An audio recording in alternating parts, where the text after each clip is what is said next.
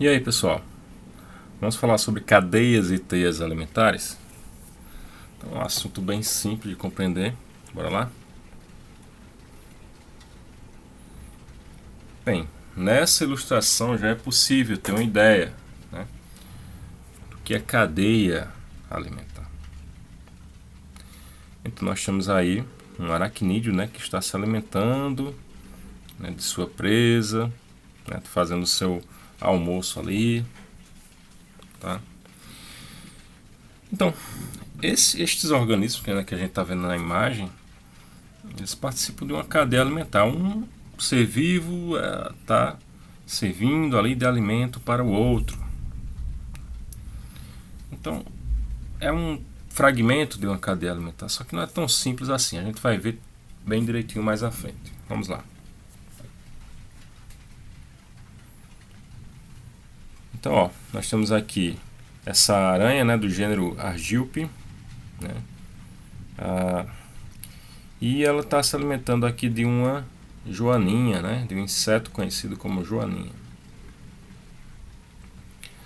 Assim como você, todos os animais precisam se alimentar e usam como fonte de nutrientes outros seres vivos, como plantas, por exemplo, né, pessoal? Sabe que na verdade uma cadeia ela se inicia ali, né, a partir das plantas. Né? Estas, embora produzam a própria matéria orgânica, né, o próprio alimento, a gente pode entender matéria orgânica como proteína, carboidrato, lipídio, né, gordura, óleo. Também precisam de nutrientes que geralmente estão disponíveis no solo. Muitos dos minerais presentes no solo são resultados da atividade de fungos e bactérias sobre a matéria orgânica morta, ou seja, organismos que já morreram. Aí a gente vê os decompositores, né? Por meio desse tipo de cadeia é que a matéria e a energia são transferidas de um ser vivo para outro. Então vamos estudar essas relações alimentares aí, tá certo?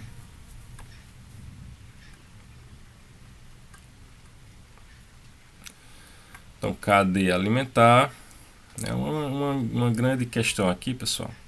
Ó, olha aqui, olha esses nutrientes, né? No caso aqui, nitrito, nitrato. Isso aqui é importante porque é fonte de proteína para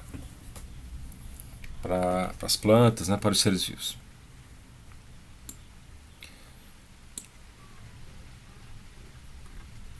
Então vamos pegar esse exemplo aqui, ó. Então nós temos aqui, vamos considerar aqui uma certa quantidade de pés de capim, né? E esse gafanhoto ele está se alimentando desse capim, né? Ele serve de alimento para o sapo e esse sapo por sua vez é alimento para essa serpente.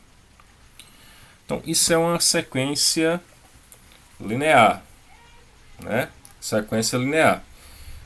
Então esse, no caso o capim aqui, ele vai ocupar o primeiro nível trófico. Então o capim é o primeiro nível trófico. Esse gafanhoto ocupa o segundo. Esse sapo aqui vai ocupar o terceiro e a serpente o quarto nível trófico. Nível trófico é nível de alimentação, nutrição. Tá? Então primeiro, segundo, terceiro e quarto. Bem simples, né? Mas vamos complicar um pouquinho agora. Quem ocupa o primeiro nível trófico, né, no caso aqui as plantas, os fotossintetizantes, lembrando que a depender da cadeia alimentar, a gente pode também ter bactérias quimiosintetizantes, certo? Que realizam um processo chamado quimiossíntese e que, diferentemente da fotossíntese, não precisa da luz para acontecer. Mas vamos lá. Então, ó, primeiro nível trófico são os produtores, né? São os produtores. Segundo nível em diante são os consumidores. Aí a gente vai chamar esse gafanhoto aqui, a gente vai dizer que ele é consumidor primário, né? O sapo é consumidor secundário e a serpente é o consumidor terciário. Tá certo? É importante a gente memorizar isso aí, tá bom? Então repetindo, ó, primeiro, segundo, terceiro, quarto nível trófico. primeiro nível trófico ou produtores, segundo nível trófico ou consumidor primário, terceiro nível trófico ou consumidor secundário e quarto nível trófico ou consumidor terciário, né? Certo? Então, produtores aqui e consumidores.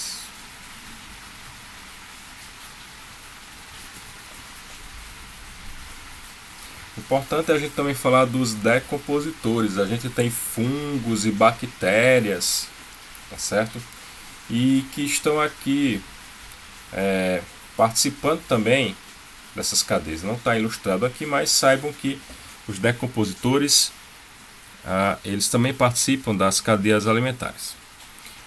Então, uma planta dessa, um animal desse aqui que morre, por exemplo, né, ele vai ter o seu corpo degradado pela ação dos decompositores.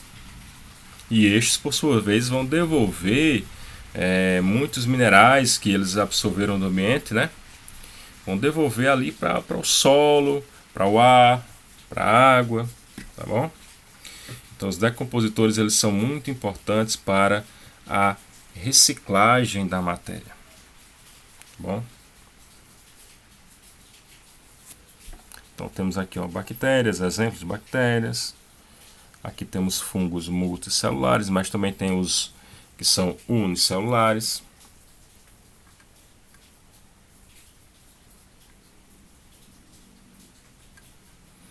Bem, a teia alimentar ela se diferencia da cadeia por ser mais complexa.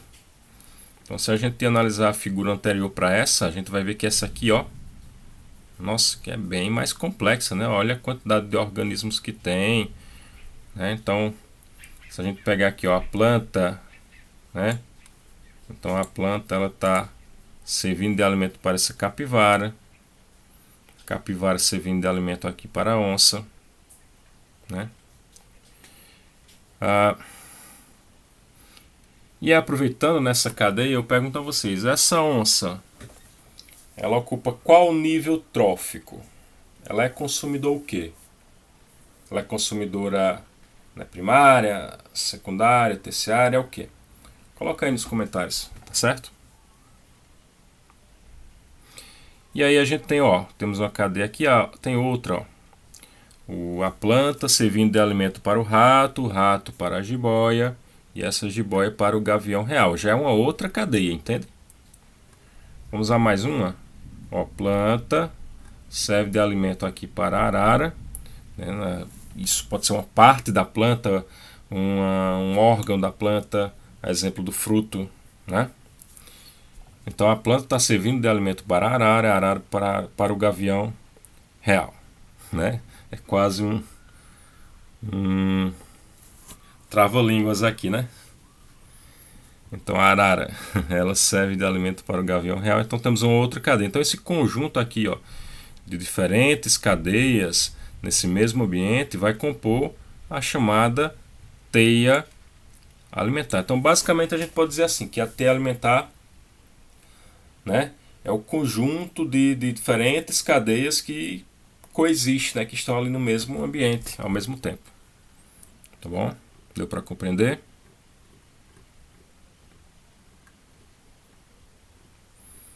Então vamos entender, pessoal, a energia ela está contida ali, a partir da fotossíntese, né? Então as plantas, por exemplo, elas pegam lá a energia do sol, luminosa do sol, e armazenam nas moléculas orgânicas, né? A partir do processo chamado fotossíntese. Então essa energia ela vai ficar armazenada ali nas moléculas. Então quando um ser se alimenta de outro, ele vai pegando parte daquela energia que está contida nessas moléculas orgânicas. Em média, 10%, né, apenas 10% dessa energia é que vai sendo passada de um nível trófico para outro. Porque, vamos pensar, a planta ela produz lá a sua matéria orgânica, o seu alimento, né, carboidrato, proteína, ela produz lá os lipídios, né, óleos, gorduras, enfim. No caso, óleos, cera, né, a cera também é um lipídio, né? Então vamos considerar o seguinte, que ela também usa isso para si, para a sua própria sobrevivência. Então apenas uma parte dessa energia é que vai ser transferida através das moléculas orgânicas para os consumidores, né? Para os consumidores. Certo? É o consumidor primário. Ele também, no caso, uma capivara que está se alimentando daquela planta, ela utiliza parte dessa energia para si. Então, cerca mais ou menos ali, cerca de 10%, né? Dependendo da cadeia alimentar ou da espécie que esteja participando, a gente pode ter uma variação de 2 a 40%, né, de energia que é passada de um organismo para outro ali, mas é uma média ali de 10%, certo? Então tá aqui, ó, a energia solar, olha o Sol, o que o Sol tem a ver? É através do Sol aqui, né, dessa radiação, os produtores eles absorvem a luz, transformam essa energia luminosa em energia química, tá? E que vai estar contida ali na matéria orgânica, né? E então nós observamos aqui, no caso, o consumidor primário, nessa vaca que vai se alimentar aqui desse capim, né? O ser humano, ao se alimentar da carne aqui da vaca, vai ser um consumidor secundário, vai ocupar o terceiro nível trófico. E temos aqui decompositores, porque quem morrer aqui, meu amigo, ó, vai ser decomposto, né? Por bactérias, por fungos. Certo? Então, é claro que ao longo dessa cadeia aqui, a gente também consome essa energia, a gente libera calor para o ambiente, né?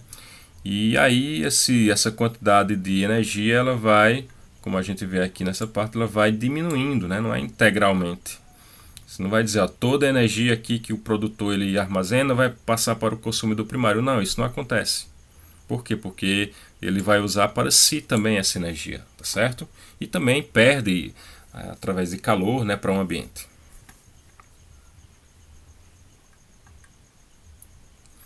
Então, um conceito bem interessante aqui, né, é a produtividade dos ecossistemas. Então nós temos aqui, ó, a produtividade primária bruta, né, a sigla PPB. Então é tudo aquilo que é produzido, né? A planta ela realizou fotossíntese, então ela produz uma certa quantidade ali de matéria orgânica. E tem aqui a produtividade primária, né, chamada de PPL, né, a sigla PPL. Então a gente vai pegar o que ela produziu, PPB, e vai pegar aqui, vai subtrair do que ela respirou, R de respiração. Ela respirou, ela consumiu, né? Quer dizer que ela consumiu parte daquela energia, né, daquela matéria orgânica ali. Então o que sobrar, né, o que tiver, o que está disponível para o próximo nível trófico, né? Então no caso a vaca ali, a vaca ela vai pegar essa PPL, né, o que sobrar, não é isso? Então é a chamada produtividade primária líquida, né, o que sobra a partir do que a planta produz, né, menos o que ela própria utiliza ali para a sua existência, né, para que o seu organismo realize o metabolismo ali, né? Bem, pessoal, tem as chamadas pirâmides ecológicas. Então, as pirâmides ecológicas elas permitem a gente representar, né, essas cadeias alimentares. No caso aqui, ó, a pirâmide de número nela vai representar o que? A quantidade de organismos que tem na cadeia. Então, 5.000 pés de capim, né, servem de alimento aí para 700 gafanhotos, que servem de alimento para 50 pássaros. Então aqui a pirâmide de número, né, a gente apresenta a quantidade e número aqui dos organismos dessa cadeia.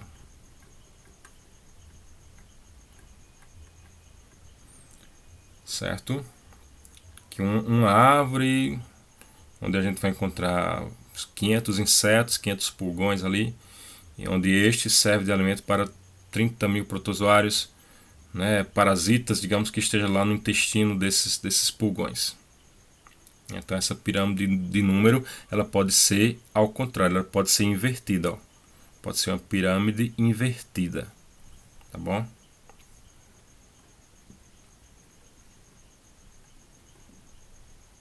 Aqui outra situação, olha que interessante, né? Essa pirâmide aqui, duas árvores, Aí aqui 1000 insetos vivendo aqui, se alimentando dessa árvore, que serve de alimento, ó, para 10 pássaros.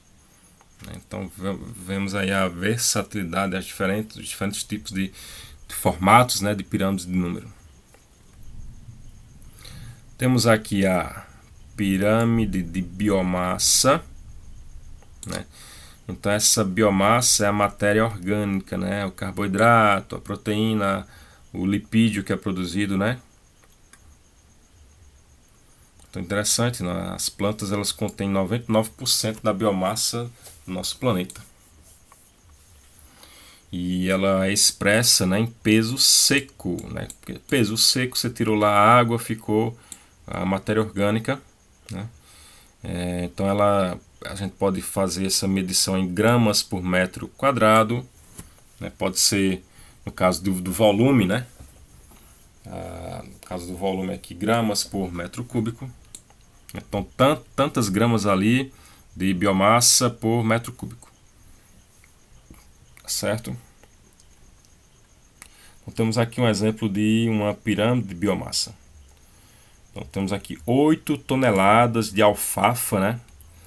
É uma planta que é muito utilizada, né, pelos pecuaristas para alimentar o gado. Então 8 toneladas de alfafa, ela vai aqui no caso alimentar, né, o equivalente a 1 tonelada de bezerro, né? Seria uma certa quantidade de bezerros ali que, se colocasse todo mundo numa balança, ia resultar em 1 tonelada, tá certo? E um bezerro alimenta um adolescente de 47 quilos, certo? Esse adolescente come muita carne, né? Mas tá aí, um exemplo, tá certo? Pirâmide de biomassa. Bem, a pirâmide de energia, né?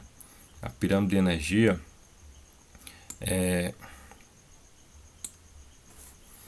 nós temos aqui essa representação, né? Então ela vai falar o quê? Ó, o que é que a gente tem aqui?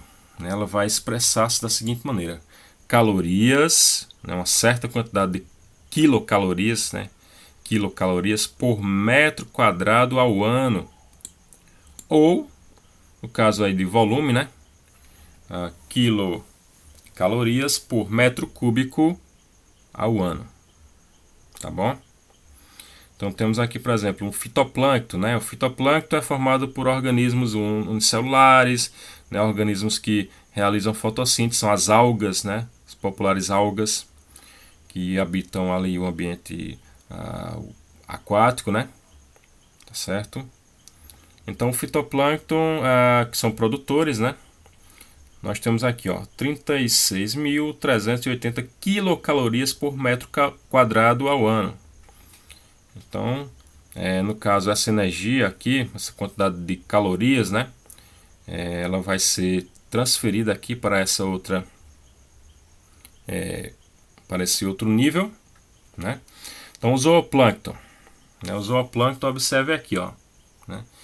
Então, quer dizer, transferido assim, né? Eu falei transferido aqui, mas é só uma parte, né? Nós sabemos que apenas uma parte dessa energia, né, que é transferida, né? Apenas um certo percentual, tá bom?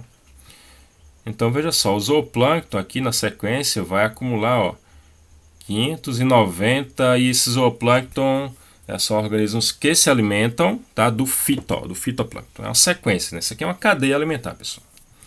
Então o zooplâncton nós temos aqui, ó, 590 quilocalorias por metro quadrado ao ano, né? E temos aqui o próximo nível trófico, né? Temos aqui, ó, consumidores secundários, né?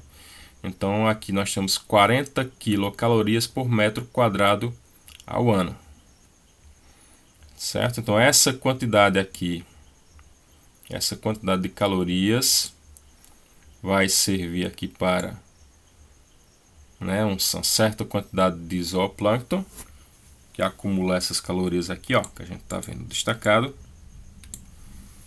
e que, portanto, vai alimentar o próximo nível trófico, né? Vai ser o suficiente ali para gerar, né, 40 quilocalorias para esses peixinhos aqui. Bom. Bem, pessoal, nós temos aqui poluição, né? Poluição que vai gerar esse desequilíbrio nas cadeias alimentares. Então, um conceito importante aqui, né, são os chamados biodegradáveis. Então, hoje em dia, nós utilizamos, né, produtos em casa, inclusive, né, que tem lá, uma sacolinha biodegradável. É importante, né, que as indústrias elas produzam esse tipo de produto e que a gente também dê prioridade quando possível, né, porque são produtos que os organismos vão conseguir decompor. Né? A gente sabe que tem objetos, por exemplo, do vidro, da borracha, né, que a gente tem uma indeterminação naquele tempo em que os organismos possam degradá-los. Né? É indeterminado, na verdade, a ação do próprio tempo, da chuva, do vento, enfim, vai desgastando aqueles materiais e eles vão sendo misturados ali no ambiente. Certo?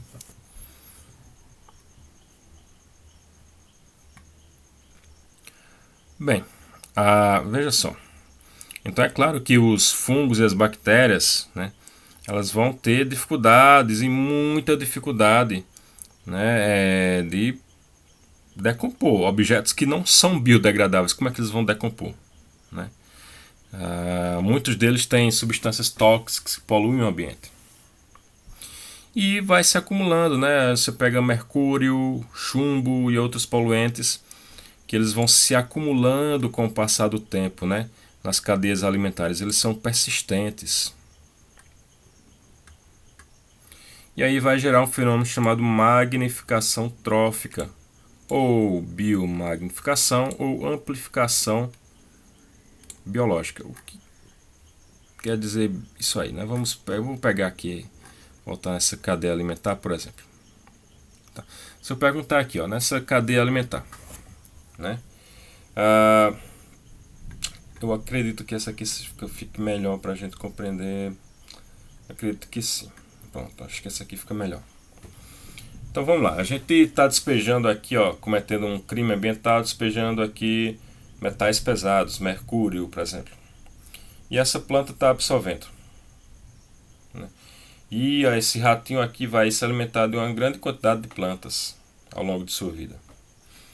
Então ele vai acabar acumulando mais mercúrio do que a própria planta em si. Né? Esse ratinho vai servir de alimento para a jiboia. A jiboia não vai se alimentar só de um ratinho, vai se alimentar de vários ao longo de sua vida. Então vai aumentando a quantidade de mercúrio aqui nessa jiboia.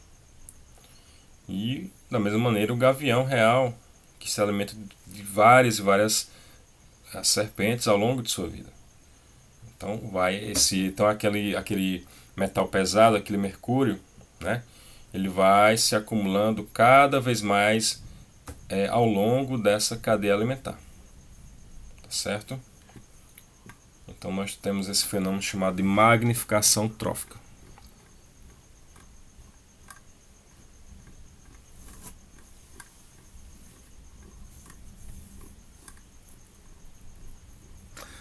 Tá certo, pessoal? Beleza? Então, um texto aqui bem bacana chamado Perigo do Mercúrio. Vocês façam essa leitura. Tá? Pode colocar no comentário o que você achou desses textos aqui. Assim como qualquer dúvida, não deixa de entrar em contato, tá bom? E também uma atividade, mas que nós faremos para a semana, tá bom? Então, pessoal, é isso. Muito obrigado. Valeu.